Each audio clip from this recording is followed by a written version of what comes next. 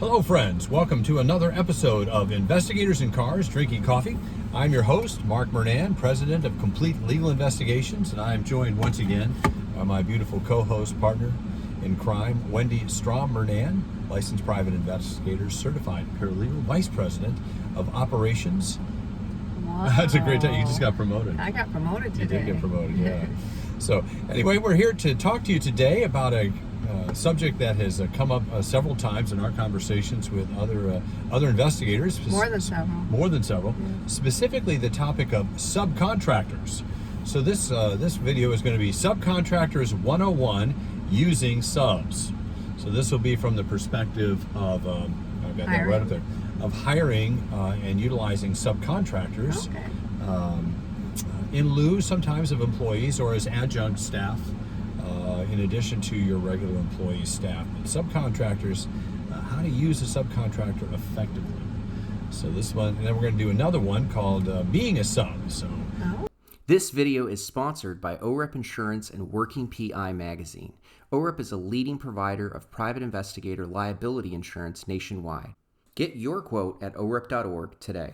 Really from the beginning, We did. we had employees for many years, and then because of some personal situations, we decided to do a little more solo, and have been using subcontractors effectively now for over 15 years. Yeah. Along with employees. Specifically, I think in the area of criminal defense, we contracted with a subcontractor, a local guy who had some interns, local gentleman who we were good friends with, to handle some of our criminal defense work, court-appointed work. Yeah. This is several years ago, as well as surveillance, because Wendy and I, we don't do surveillances anymore. And also, if we need Spanish, Yeah, we use another language, we Another- have to find a subcontractor, or right? when we're utilizing subcontractors in other parts of the state. Yes. So there are many opportunities to utilize subcontractors. I think the first, where do you get them? And I think your local state association. And, we are members of the Florida Association of Licensed Investigators, Yes, sir. the premier investigative association in the state. And the California Association of Licensed Investigators, Texas Association of Licensed Investigators. Every state has their own list that you can utilize. And National Association of Licensed investigators as well. Yes. So these are all areas where you can find subcontractors. We developed subcontractors through personal relationships as we were on the board of the Florida Association. So we knew quite a few people who were very qualified for the work that we needed. But let's talk about the mechanics of it. And the first thing I want to mention to you is we need to discuss is policies and procedures. There we go again. Seems a little mundane, doesn't it? Yes, but so important. Yeah, why? Well, because you can't just wing it. No. You know, you've got to have these policies, and that's why we have our manuals to give you policies. So if you go to our website, theprofitablepi.com, we have Right. something called the Subcontractors Manual. It's profitablepi.com, the Subcontractors Manual, which is designed for investigators who frequently, regularly retain subcontractors to work on their behalf. Yes.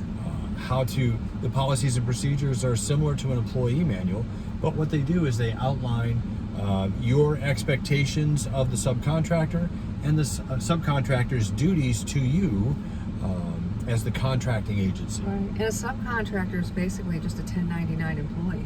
Yeah, it is. And employees are, employees you have to pay every week. Right. Or every 2 weeks. Right. Subcontractors, you get paid, they get paid. Right. Why? Because subcontractors are also independent business owners. And one of the things that we do insofar as invoicing, I always ask for an invoice immediately upon completion of the assignment. Why? Because I'm going to bill the case immediately, as soon as possible. And To stay profitable. To stay profitable, we are the profitable PIs. Yes. Remember what we're talking about here. But in order to be profitable, we need to have a regular billing cycle. And that's why I'm always asking the subcontractors for their time.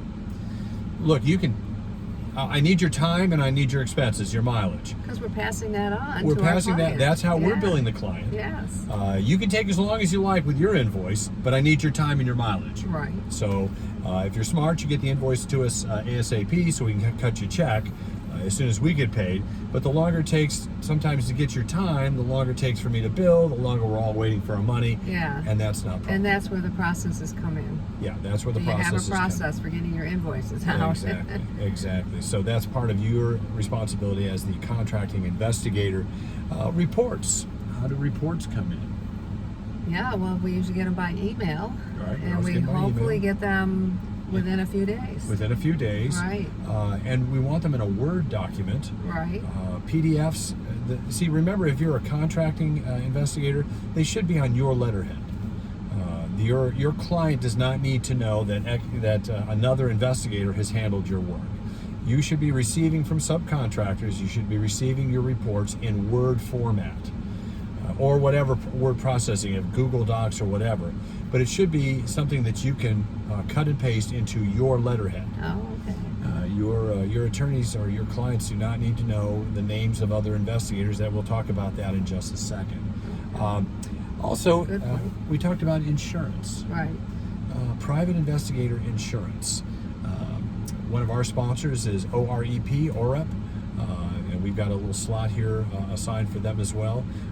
But having insurance is a critical aspect of running a profitable and protected business, isn't it? It used to be required. It's not anymore. In Florida. In Florida, but it should be a requirement. It should be. It's just good business sense to have errors and omission, general liability coverage. These things are vital to protecting your business. Are we liable for our subcontractors? We can be. Okay. We could be, yeah. But I would think so. subcontractors, as investigative agencies themselves, should have their own insurance. Right. So one of the things that we produce as well. Now, how do you make money using subcontractors? Well, it should be fairly straightforward. The subcontractor charges you A, you charge your clients B. The difference, the markup, is your profit. And remember, we are trying to be profitable private investigators. Exactly. Which doesn't mean I've got to shortchange our subcontractors. We pay our subcontractors very well. We pay them top dollar because I'm also charging top dollar to our clients. So your subs should never feel like they're getting cheated. In fact, one of the rules we have is if I pay my subs more and on time, they will take my work when we need it. Yes. And the other aspect of that is I charge my clients proportionally, the margin, what I charge them as my profit margin. So everybody should be making money in this business. Yeah, it's a great opportunity for everybody. It is. Yeah. It is, and it's important to have those things in place. Do you allow your subcontractors to have contact with your clients? Ooh. There are some ethical considerations as well. Yeah. What's been our procedure on that? No. Yeah. We did have a situation where a subcontractor went around us, contacted the client, and frankly, there were disastrous results. And the bottom line is, we don't use that subcontractor anymore. Yeah. It's a very fragile. It is a fragile relationship. Yeah. And they're your clients. Right. As the investigative agency, they're your clients. They've come to you. Right. And so there's a serious element of trust that has to be between the subcontractor and the contracting agency. That's very true.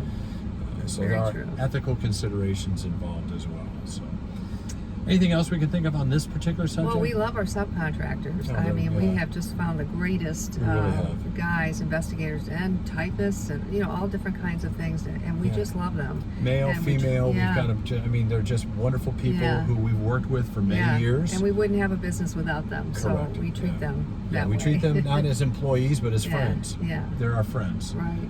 We're not partners. Yeah, we're really partners in business partners, so to speak. So by having the right attitude towards your subcontractors, treating them well, paying them well, they'll take your work above someone else's work, and they'll send you their invoices because they know you're serious about getting paid. Exactly. So anyway, that's today's episode here. Next week we'll do another one for if you are a subcontractor, what are the rules for running your business as a subcontractor? So we will cover that in our next episode. In the meantime, folks, thanks for joining us again for another episode of Investigators in Cars Drinking Coffee, and we'll see you next time.